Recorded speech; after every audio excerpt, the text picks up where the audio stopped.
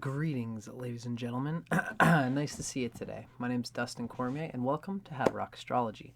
Today we're going to be talking about Mars in Capricorn. It's going to be the start of our Mars in Capricorn Sexuality series. I'm going to talk about a few of my own ideas about this placement, and then we're going to read from Erotic Astrology, talking about the erotic sexual nature of Mars in Capricorn and how Mars in Capricorn expresses itself erotically.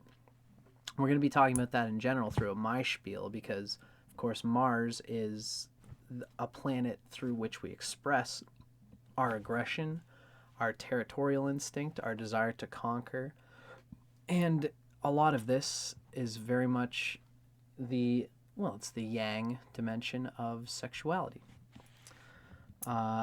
Venus being the yin dimension of being a worthy territory for someone else to conquer. Mars being the go forward, the crosshairs of being turned on to go and get that territory. So, we're going to be talking about a little bit of sexuality throughout this in general, but my spiel, I always like to bring the astrology lesson out of anything that I try to do. And in particular, I always like to add my particular flavor of Vedic astrology to the reading. This is primarily a Western reading. I'm originally a tropical Western astrologer. Now I'm a tropical Vedic astrologer, which means I use the same Western measurements. You know, it's like October 21st and November 21st is the sun sign of Scorpio. If that is the same for you, that's Western tropical astrology. I use those measurements. I don't go back a sign like the other sidereal Vedic people, but I do apply Vedic philosophy to my understanding of astrology, and I like to add in my own pieces in these videos. Now, the first thing to say, obviously, the big fun cheese about this placement is, of course, that Mars is exalted in Capricorn.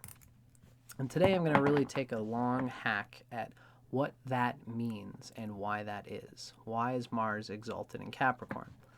Namely, the best way to say it is that Saturn helps to refine and sculpt the animal impulse energy of Mars and keeps it in check. There is an influence upon Mars to rein in what is already an outgoing energy, which is good because it's just a positive expression of yoga in that sense. We all have an outgoing animal primal territorial energy, and since it's outgoing, it's yoga. The yin to its yang would be to rein it in, and that's why Saturn and Capricorn are positive expressions for Mars. Although, ironically, Mars and Saturn aren't exactly the best of friends. This just happens to be a cosmic principle.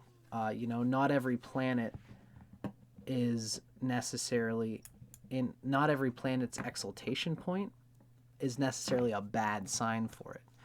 Venus is debilitated in Virgo, and Venus and Mercury are actually good friends as well. What defines this friendship is the fact, you've heard me say it in many of my videos, notice how Sun, Moon, Mars, and Jupiter all rule the fire and air signs, while Venus, Mercury, and Saturn rule the earth and air signs. Did I say that right? The first four rule fire and water signs. That's Jupiter, Mars, Sun, and Moon, right? Aries and Scorpio, fire and water, ruled by Mars. Pisces and Sagittarius, fire and water, ruled by Jupiter. Now, for the air and earth signs, these are ruled by Venus, it's Taurus and Libra, Mercury, Gemini and Virgo, and Saturn, Capricorn and Aquarius. So these planets get along. So Mars here is not exactly technically in what would typically be its best territory. In fact, Mars in Aquarius is not all that great of a placement, even though it's ruled by Mars. It's that Aquarian Uranian energy kind of disrupts Mars's grasp on what its goals are. But in Capricorn, there's nothing but a cosmic grip on what is an essentially naturally outgoing energy of Mars. And that's a very good thing for Mars. This doesn't always help Mars. Like, if you have Saturn aspecting Mars, that doesn't exactly help. That's not a good thing for Mars in aspect. It's only when Mars is in Capricorn. It's not being obstructed by Saturn. It is in a place where it's naturally too much primal animal energy is being constructively conscripted to a logical ordering and reasoning principle, which is what Mars wants to do.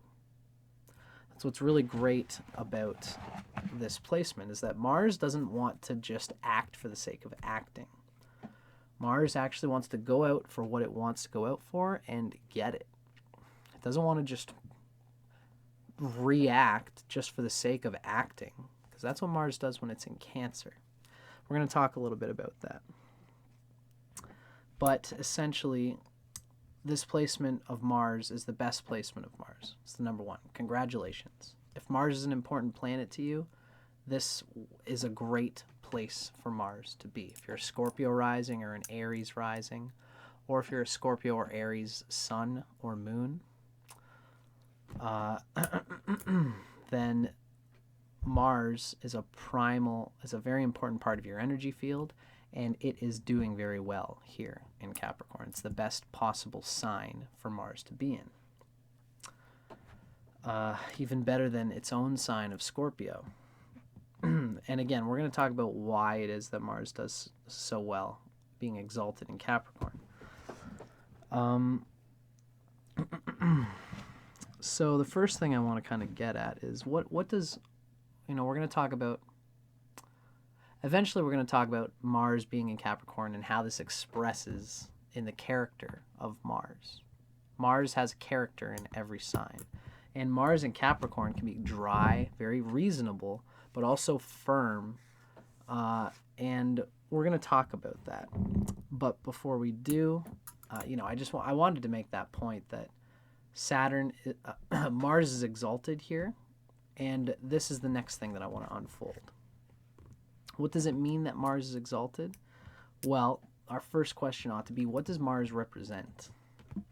And this kind of comes from Stephen Arroyo's Chart Interpretation Handbook. This is sort of like a definition of what Mars is trying to do in our charts. What Mars is trying to do is, it's all about desire, the will towards action. It's initiative, physical energy, and drive. It's our self-assertive and aggressive urge, which everybody has. We have to make peace with this. Everybody has to make peace with the fact that you are your own little bit of territory that needs to stand up for itself. Like every good tree will be strong in its roots in order to give of its fruits. If a tree, that's another metaphor we're going to unfold, because it's specifically important to this placement and also to Mars in debilitation. A tree needs to have its own roots, needs to be firm, and it needs to stand up for itself. It needs to stand up for its deserved place on the bus. It's like Rosa Parks, the lady who was a colored woman in a time in the United States of America where colored women were segregated and not considered as special or dignified as the other white people at the time. This is like in the 50s or something like that. This colored woman stood up on the bus and said, you know what? I do have dignity, and I am allowed to stand up for my individuality. And she stood up for herself. That's an example of someone who, she was allowed to stand up for herself, even though society kind of was putting pressure and putting motions on her to not. Now, this is how you got to think about it. When Mars is in Cancer, it's reacting to people, and that's why it's debilitated, because it's acting on it's empathic to other people's pressure on it. Whereas Mars in Capricorn naturally knows that it will stand up for itself first. It has to stand up for itself. It has to gain its own needs first. Its own what it has to fight for what its needs are logically and realistically within the rational reason of the moment. That's the instinct that it perpetuates, is that it knows not only that I know what I need, but everybody needs what everybody needs. And so we need to delegate it with reason and logic without exploding, or else we're going to cause wars and strife, and things are not going to be dealt with rationally. And some people will be left with excess, and some people will be left with deficient needs. Usually it's the people who don't fight for their own needs that end up holding the bag and the empty bag, and they don't get any of the spoils. This is just the nature of existence. It's kind of, you could look at it as an annoying thing, but I think the more wise thing, as astrology teaches us, is just to see it as it is, and to consider this important principle of Mars in balance with all the other parts of our chart. Mars and Capricorn people do that.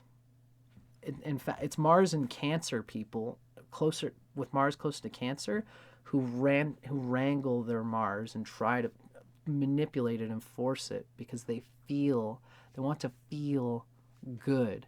And Mars is always building up this energy that they got to express, and they never feel peaceful enough to calmly put their energy in the right place. Whereas Mars in Capricorn is constantly building on that, on the ability to do that. So, Mars in Capricorn, that was my point. Mars in Capricorn finds the balance between fighting for myself, but also giving reasonable fighting for others. When other people's have dignity and fairness. A Mars and Capricorn person isn't just going to fight by reactive instinct for what their needs are. They will act through objective rational reason and put forward an example for everybody to follow of how to detachedly deal with your needs and ambitions as befits your resources and what you have, and to talk with other people about how we can share resources and responsibilities to make everybody's lives easier. It's the Mars in Capricorn who finds that balance, and it's the Mars closer to Cancer who has troubles. Mars has a need to achieve its desires and a need for physical and sexual excitement, and the sign of Mars expresses how you're going to go about doing that. Mars here being in Capricorn, they're going to go about attaining what they need to achieve. They're going to get what they need. They're going to do what they need to achieve their desires through the rational reason of Capricorn, through the long-standing concrete material progression. And it can be slow, but it's sure. The assimilation of knowledge is sure for these people. Mars represents the way in which we actually win at or achieve something.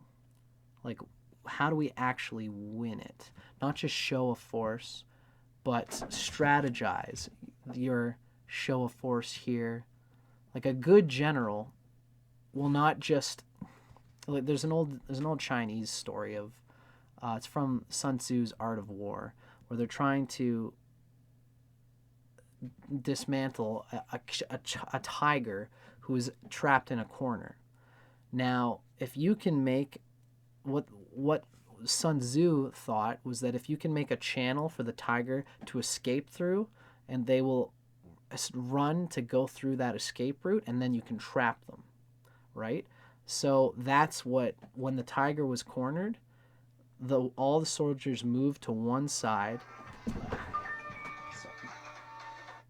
Sorry, folks, that was my phone. I'll have to call my mom back. All of the troops went to one side of a room. They were backed up against a wall. And they pushed the tiger out so that it went into this a tunnel of people. It ran and ran, and then it fell into a trap that they had laid. That's like Mars in Capricorn, putting that energy and the force in the right place, delivering it, ventilating it without reacting to it. Versus, think of the example where if that tiger was cornered, imagine if Sun Tzu's army had to go and just reactively try to build up its strength and just keep hammering that tiger. That tiger, being backed in a corner, could just gobble up each soldier one at a time.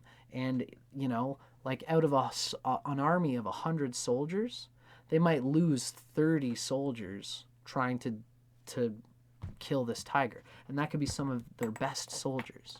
Sun Tzu said, why would you waste energy attacking something directly when you could subvert the rage energy logically and rationally so that its red energy flows out, and then the tiger tuckers itself out with its whole run. And that was what allowed the tiger's instinct allowed the army to have the calm to watch the enemy's movement, to allow the enemy to fall into the trap and then move forward so that they might not have lost any of their army, right? Now, there's the same directive here. The Mars in Capricorn consciousness and the Mars in Cancer consciousness both want to capture the tiger, make it stop attacking, make it stop killing us, our army. While they're the same goal, the method was completely different. The Mars in Cancer method of trying to just attack reactively, push itself to have the pride and strength to be ready to attack and defend their family and their instincts and their subconscious. By doing that and just hitting the tiger directly, they wasted energy. They wasted their resources, and they would have lost to a Mars in Capricorn type of consciousness, right? So Mars by sign, house, and aspect shows how we go about winning, actually winning, our method towards actually winning. And strength of Mars means that the way that Mars goes about doing what it wants to do aligns with its goals. When any planet is strong, it has a desire, and the path through which it attains that desire leads it to naturally gain that desire. A planet is always going to gain its desire. Even Venus, debilitated in Virgo, can still find love and still finds experiences of love in the small little things.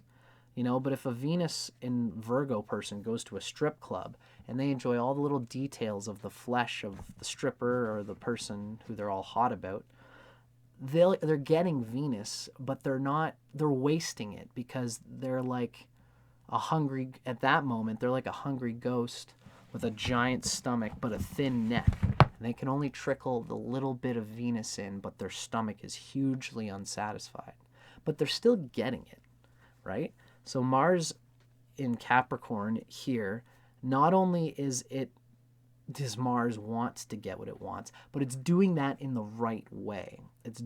Mars is getting what it wants in a way that allows things to be easier. Mars is a planet of logic and rational reason. And when it's in the sign of Capricorn, it's given the type of consciousness that strategizes for the long haul before acting, before making a decision, before acting on its ambition. And this well-planned strategy allows the general of the army to successfully barrage and confuse the enemy in the right way, manipulate the media, if this is a media type of person, they can manipulate, this could be in so many examples. Let's say like a band. I'm a musician and I want to put some music out. I've got this new strand of a new album and I want to release it. A Mars and Capricorn consciousness is not just going to release it all at once and then hope that people are going to look at it. No, they're going to make a promotional campaign. They're going to go and talk to the right people and say, listen, I'm going to release the first single on my album at this time And if you want to mix with my band and I'll mix with your band, we'll do a show and we'll blow it up. And you want to, because my band is going places for this reason and this reason and this reason. They'll have a whole plan to be able to explain to everybody why you ought to be a part of this onslaught against the media world that my band is about to employ. They know how to speak the language because their mind is rational and is calm and is talking about it all. Whereas the Mars and Cancer person is just like, look, I'm passionate, trust me, and I'm going to put this out, and you know what? I just know that people are going to see my passion, and I just want to start building the next music anyway, It's the Mars and Capricorn that has the perfect conquest so that their job is actually easier. It's always an easier way to do things. The Mars and Capricorn person is the person who holds the hammer from the bottom and finds the perfect rhythm that's logically fitted to their body to fit that hammer, because that's what's best. It's the Mars and Cancer person that just goes by what's familiar, even though they're not looking at what's most efficient. Their boss might come along and say, hey, you're not going very fast on this job nailing these nails in. And the Mars and Cancer complains to the boss and says, you don't understand. I've always held my hammer this way. Johnny holds his hammer the right way, but that's not my problem. They get in these internal fight. Mars and Cancer gets in these internal fights with themselves, whereas Mars and Capricorn is just can deal with their rational mind. They work through a rational, calm, reasoning mind. And so when the boss says, hey, this would be better for you if you held the hammer from the bottom, Mars and Capricorn says, oh, look, an opportunity for me to do what I'm trying to do better.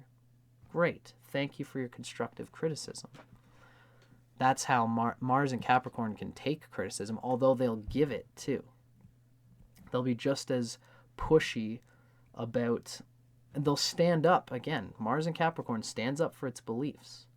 And they're good arguers, and if you can't out argue them, then they're not gonna trust you, they're not gonna respect you, and they're not gonna respect your opinion. Or they might just be nice and just say, hey, so I don't agree with you because you haven't proven to me through my logic that it makes sense. But that's just what it is. Mars and Capricorn is a type of person again who they can be dicks, they can be very firm because it is coming through Saturn here. They can be rather too pushy and firm in that way. But generally this Mars is being put in that firm way for a good purpose. And it allows them to stand up for what they believe in again. And they'll fight with you, they'll wrangle with you, they'll really check reasonably, rationally at all the right places to make sure that you're not just messing with them. That you're not, it's the Mars and Capricorn that has good character sense and is not afraid to check you and push you and say, why do you think this is so good? Why do you think I should change the way I'm doing things? But if that boss can explain to you the logic behind why you should be holding the hammer from the bottom rather than from the top, where you get less force, you get less drive or whatever, if that boss can convince the Mars and Capricorn that they should change how they've been applying themselves in this particular way, in a way that's logical, rational, and even shows that the other person has a genuine experience and a power, Mars and Capricorn will be objectively minded, and they will say, I want what is really the best. And so they'll let go of the reactive instinct of Mars, chill out, and let their minds go towards that which would give them the easiest time. So you're not wasting 30 of your 100 soldiers on trying to disarm that tiger or whatever goal that is that you're wanting to do. They just have the proper attitude because they don't react instinctively.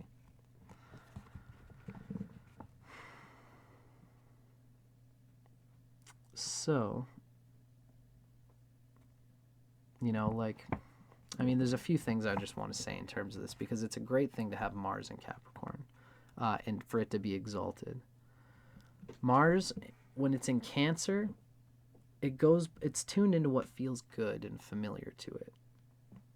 This attunement for Mars in Cancer, when it's debilitated, it draws the vital energies away from the constant disciplining of the physical body and mind and it dulls them because of that. It focuses the vital energies on the inner mind, on the psychological, it's like when somebody has ambition to do something. It's the Mars in Cancer that spends all their time trying to excuse themselves for all the bad things that they've done, the guilt, the waste that they've had. They instinctively look to others to support them and try to excuse them so that they can finally say, there's no excuse left. Now all I can do is lean on the force of being pushed to do what I have to do, or else I'm going to waste my life. Mars in Cancer has to be pushed in that way, whereas the Mars in Capricorn takes initiative. Mars in Capricorn is constantly wearing their initiative in their bodies, in their minds, and in their constant employment of their activity.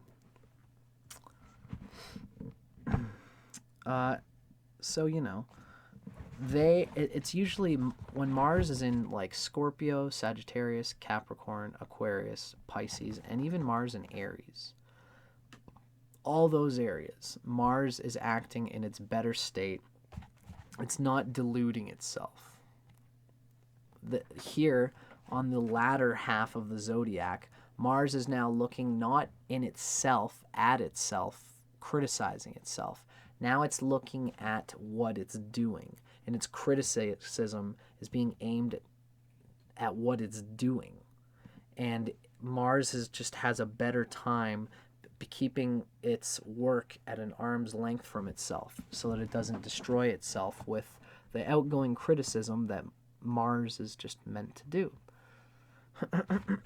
And this translates into everything for Mars and Capricorn. It just makes their lives way easier. They approach everything with the way of like, what's going to make this easiest for everybody, especially their own Martian energies.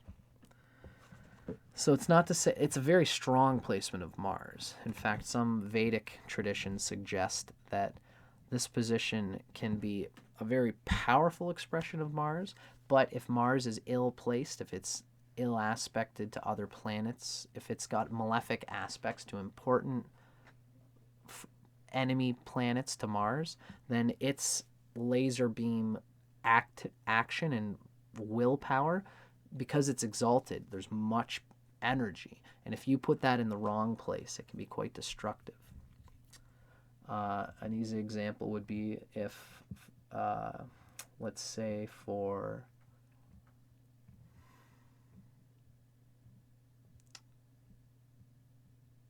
I'm trying to think of an example of an ascendant, like even for an Aries ascendant. Well, no, this would be very good for an Aries ascendant. I'm thinking more of like a Scorpio ascendant. Let's see. Scorpio on the 6th house would be... just give me one moment here, folks. Yeah, like for a Gemini rising, Scorpio would rule the 6th house and the 11th house. The 11th house is actually a house of extreme ego. So Mars, being the 11th and 6th lord, would have a lot of... If it was placed in Capricorn, it would still be a good placement for Mars, but it would be an evil house lord, because the 11th house and 6th houses are both evil and malefic. So there would be an extreme emphasis on that nitpicky 6th house energy. And there would also be an emphasis on the egoistic, everybody trying to look at the goodness of me, that comes from Aries ruling the 11th house of Gemini. It's an extreme emphasis on those evil houses that Mars rules in this case, because it's exalted and it has the energy to put in that energy towards these ill house lord, the ill house lordships. So, something to consider. That's like a Vedic sense of, it just goes to show that every planet is channeling the houses that it owns from the ascendant. But in any case, so even though that may be the case, generally though, in my opinion, Mars is always going to have a positive application, and this is a saving grace, basically, no matter what, when Mars is in the sign of Capricorn, at least for what Mars represents. Now, we've shown now, after a half an hour, we've shown how good Mars is in Capricorn. Now let's start just talking a little bit about how its energy expresses before we end the video here, folks. Now this first little reading comes from Stephen Arroyo's Chart Interpretation Handbook. This is a quick little glimpse of how Mars's character expresses when it's in the sign of Capricorn. You know, the question is how does Mars achieve its goals? How does a person go about achieving their goals? When Mars is in Capricorn, they do it in a reserved, conservative, yet conventional, yet functional channels coming through Saturn, which means that they're almost always, more than likely, most of the time, the way that they express Mars in most situations, since it's the conventional, they lean on what's conventional and bound to be true. They're not looking to experiment with it per se. This leads to Mars hitting the mark most of the time in whatever it applies itself to. That's specific to Mars being in Capricorn. That conservatism, that functionality, that realism serves Mars better than any other planet. That's why Mars is the only planet exalted in Capricorn. When Mars is in Capricorn, it asserts self. The person asserts themselves cautiously, seriously, authoritatively, and ambitiously with strong self-discipline. Something you'll find with Mars and Capricorn people, okay, is that when they say something, no one second guesses it, because there's a natural leadership that comes from them having patiently whittled away a strategy and a plan. And people eventually begin to trust and intuit that this person's answers are coming from a place of worked out knowledge and experience. That's what makes Mars and Capricorn so powerful. And also, they don't waste energy on a second-guessing directive impulse. Because Mars is how we lead. Mars is a leadership and directive energy. It's the Scorpios and Aries of the world who are pointing fingers and telling people where to go and organizing them. Not necessarily mentally organizing them, but directively organizing people like a general would. So when Mars is in Capricorn, since their energy is always outgoing and it's so slowly delivered, consciously delivered, again, everyone feels how conscious and sure they are. Mars in Cancer acts by reactive instinct, and no one's ever sure if they've really thought their answer through or if they're just reacting to the pressure that their position is putting them on. Mars in Capricorn is never in a position where their position pressures them more than they can handle, because they are so conscious and deliberate in whatever position they choose to take. They always know right from the beginning that they can and will and do in every decision they make, and in every instance where they're telling other people what to do, they're always going to deliberate it, make sure that they're right, do their research, and then know what they need to do in that position before they delegate things in there. That way they secure people's feeling that they're the right person for that job.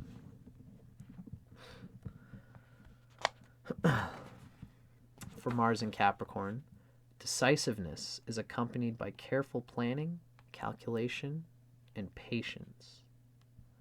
They don't make a decision until this has been applied. And this is part of why they can make a good lover, is because everything that they do is diligently worked out. They know what works good, what keeps things sexy, and they won't reach out on a limb to something which they haven't thought about ultimately being a part of their sexual tactics that they know works.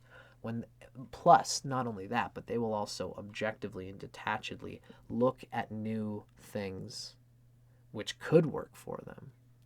Whereas somebody which is more slovenly with their Mars, like Mars in Virgo or Leo or Cancer or whatever, will just do something just to be in the drama of experimenting, and they lose the sense of what of all these experiments that I'm doing in order to please my lover, what of all these is sticking to what I essentially am. They never really know because they're not thinking about that. They're thinking about the other person. Mars in Capricorn is thinking, what am I doing and experimenting with that can complement what I already am as a lover? They're always complementing what they essentially are. That's why their lives become easy with how they apply themselves to their life, to their everything in their lives.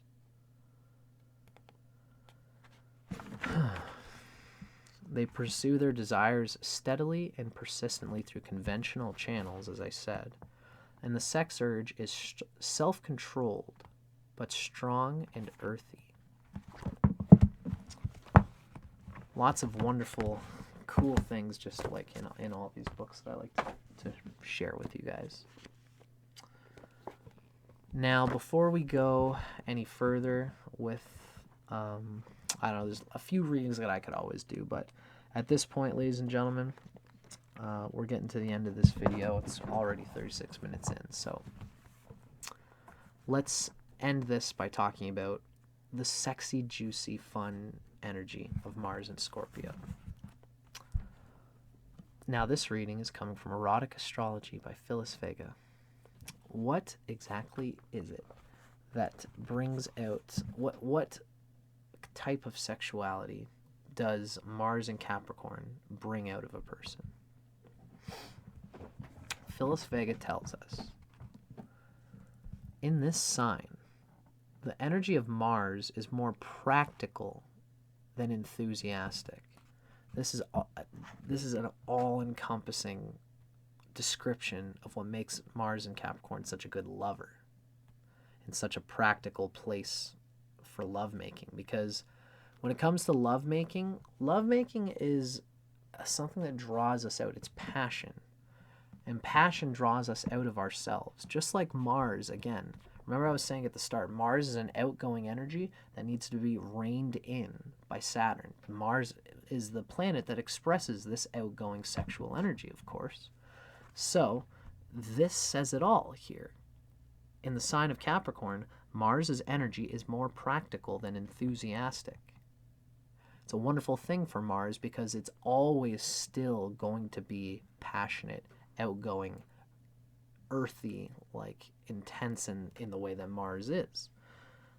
Here, that outgoing energy receives its proper yoga of being reined in, so that when you're enjoying the excitement of being with a lover, the Mars and Capricorn person, no matter how exciting and hot things get, they are already still ready to roll their shoulders back and do the fucking deed the right way, no matter how heated things get. This person, no matter how hot the anvil gets, their eye is on the bottom line, and they will keep hacking at it until both partners receive the satisfaction that they both know that they can get. It's a great thing for a lover to have if you get it from the tantric point of view. With fiery Mars in orderly Capricorn, you possess a subdued but determined approach to life. While a Mars in Cancer lover reactively and instinctively grips their territorial impulse, Mars in Capricorn remains cool, a detached tantric lover with their own agenda. Calm, deliberate, their minds are concentrated on success, not on fearfully seeming weak, which is again more of the area of around like Mars and Gemini, Cancer, Leo, Virgo. It's mentally trying to think of how it's doing. So it's the perfect mindset for being a successful lover when Mars in Capricorn is concentrated on what would bring success, not on how much I'm failing or whether I am failing. It see if, when you make love to somebody, anybody can see, if you really think on top of it, this is actually teaching us something about sex. We're all excitable.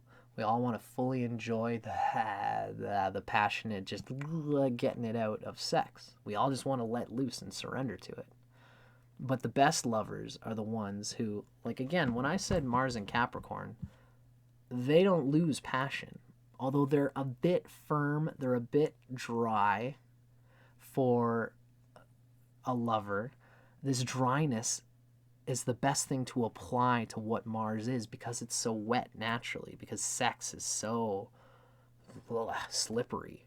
And we love to be slippery because it takes a lot to be a human. We're not just amorphous globs of non-tension.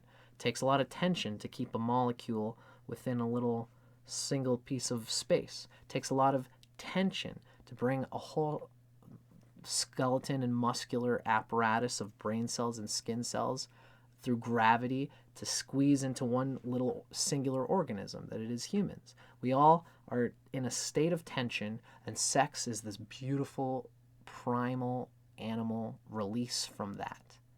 And when you can apply a grip on that looseness that is sexuality, which sexuality brings us back to that molecular place.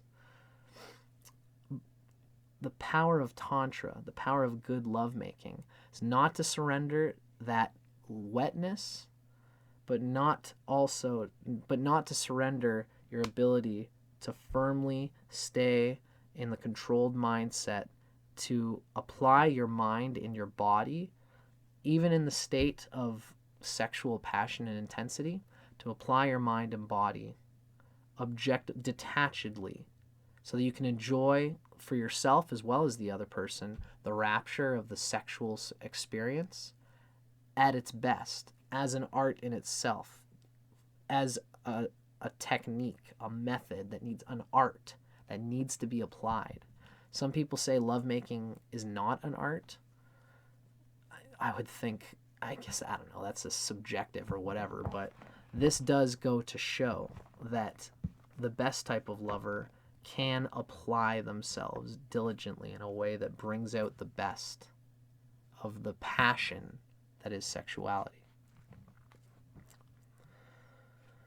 So, Mars in Capricorn is goal-oriented and focused in and outside the bedroom.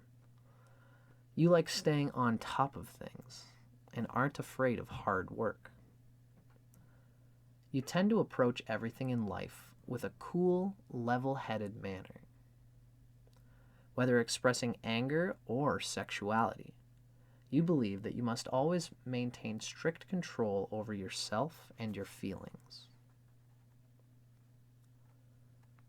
Your sex drive is powerful, with a full appreciation of the sensual pleasures. However, despite your strong physical needs and desires, you typically choose self-discipline over self-indulgence. It's a very hot kind of energy, which can be this kind of thing where if you're a woman who's in love, or if you're a lover of any gender orientation who's in love with Mars and Capricorn, the lover will tend to be this dark Venusian shadow. Oh, do I dare tempt you away from your self-discipline with this indulgent way that I am? And it gives the Capricorn and Mars person the challenge to say, I can enjoy this indulgence with you while still keeping my own discipline in line. It's a hot fucking thing when that tantric energy is working consciously. But when the two people are applying that archetype consciously is what I mean to say. Since Mars in Capricorn detests waste and fears disorderliness, you find letting go particularly difficult in and out of the bedroom.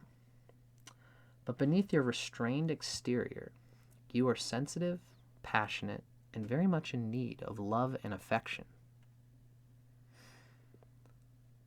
The potential lover who projects a hard-to-read inscrutability intrigues you. Your ideal mate is ambitious and socially acceptable. And you're drawn to money, status, and power. It's the Mars being turned on by the sign that it's in, that being Capricorn. Basically practical and materialistic. Those with Mars and Capricorn are often more concerned with financial security than sexiness or romance. Since you can be slow to show your own affections, you're comfortable with a suitor who takes time to commit. However, once you've made up your mind, you play for keeps. This is a Mars who's enacting what it is for itself as well as for the sun, because the Mars is the sun's second-hand man. This is a Mars which applies itself wanting to seek objectively, wants to seek relationships which they know and will constantly communicate and reiterate are good for it, are functional and workable and logical at every instance. Even if their heart pitter-patters so intensely for this one person who they could be so obsessed with, if it doesn't work, and if it's more damning to them than good ultimately, energetically, in a way that they can objectively reason and feel, it doesn't matter how good it is. It's like a poisoned apple. What the hell am I going to do with a poisoned apple? If I know it's poison, I don't give a damn how shiny it is. Get this crap out of here. This is the power of Mars and Capricorn, unless, like, again, that tantric thing where maybe there's enough poison, the apple is just barely, like, not going to kill them, and they might have to endure a lot to eat the apple, but once they do, the poison will flush through them and give them a greatness, which is better than the sum of its pain. Mars will eat that apple if they logically see that that's the case, and they'll go through it. They'll go through the whole thing of all the pains if they know that's what's best for them. So it's a great placement to have. Great lover, great energy.